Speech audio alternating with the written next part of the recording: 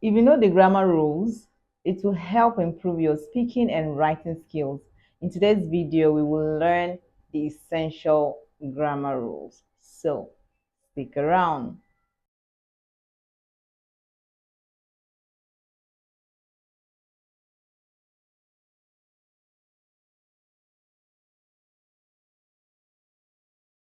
Hello language lovers, welcome back to my channel. Today we are going to learn something very important when it has to do with the grammar rules. When you know these rules, it will help improve your writing and speaking skills.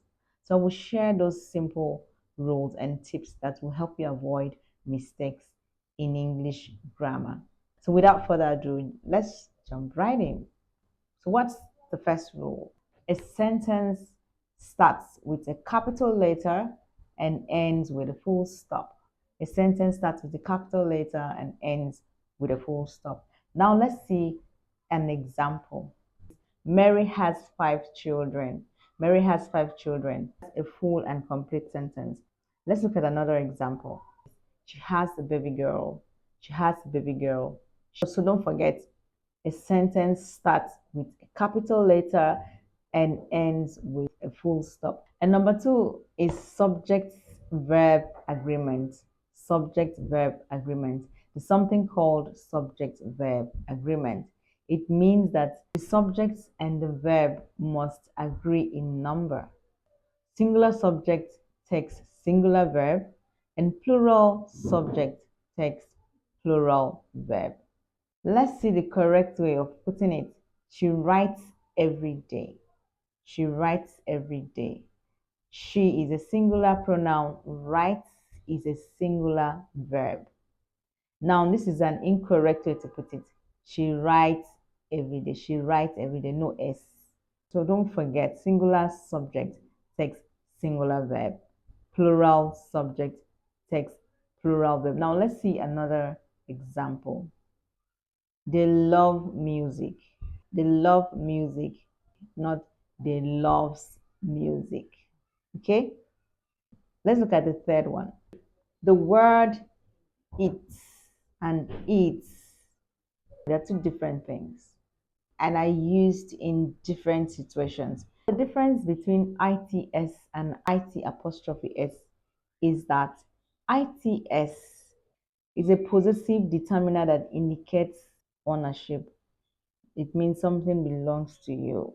On the other hand, IT apostrophe S signifies that a letter or letters have been omitted from the original word, making it a contraction. Consequently, it is used in place of it is or it has in sentences.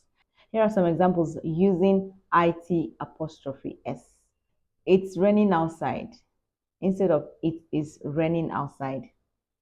It's raining outside. And the second one is it's been a long day. It's been a long day. Instead of it has been a long day. Now let's look at an example with it, that's ITS, that has to do with possession. So example, we're using its ITS. A bird is known by its notes and a man by his talk. The film has been shown in its entirety for the first time. This town is famous for its beautiful building. And the next rule is correct use of tenses. Don't mix up your tenses. Be consistent. Maintain a consistent tenses when you are speaking or writing. If you want to speak in the present, be consistent. If you want to speak in the past tense, be consistent. Don't mix up present tense with the past tense. For example, if you're narrating a story and you want to tell the story in the present tense, maintain the present tense. So maintain a consistent tense in your writing and your speaking, and also choose the correct tense for the context. Choose the correct tense for the context. Here is an example. Present simple, I walk to school. Past simple, I walked to school yesterday. Future simple, I will walk to school tomorrow. Rule number 5. Remember, these rules are not in any particular order. So number 5, using articles and a and the. So what's the rule? Use a before words that begin with a consonant sound and an before words that begin with a vowel sound. Use the for specific or known entities. Here are the examples. She is a teacher. She is a teacher. Now, T there, teacher. T there is a consonant. Let's look at this other sentence. He ate an apple. So notice an, a, apple, vowel. And the next one is I saw the movie last night. The movie. The makes it specific. The next one is using commas. Using commas. It is very, very important that you use commas. It's very important in writing. When writing, this rule is very, very important. Use commas to separate items in a list after introductory elements or to set up a non-essential information. Let's look at some examples. I bought apples, comma, oranges, comma, and bananas. The next sentence, after the meeting, comma, we went out for lunch. After the meeting, comma, we went out for lunch. Then let's look at the third sentence. My friend who lives in US, comma, is visiting next week. And the next one is correct use of prepositions. Correct use of prepositions. You have to use preposition based on context. Let's see example sentence. I live in New York. In is a preposition. We also have the sentence. The meeting is at 10 a.m. The meeting is at 10 a.m. At is a preposition. The next one is she walked to the store. The next rule is avoid double negatives. Avoid double negatives. When you use two negative words in a sentence, it creates a positive meaning. When you say, I don't have no money, that's incorrect. Please don't say that. It makes it incorrect.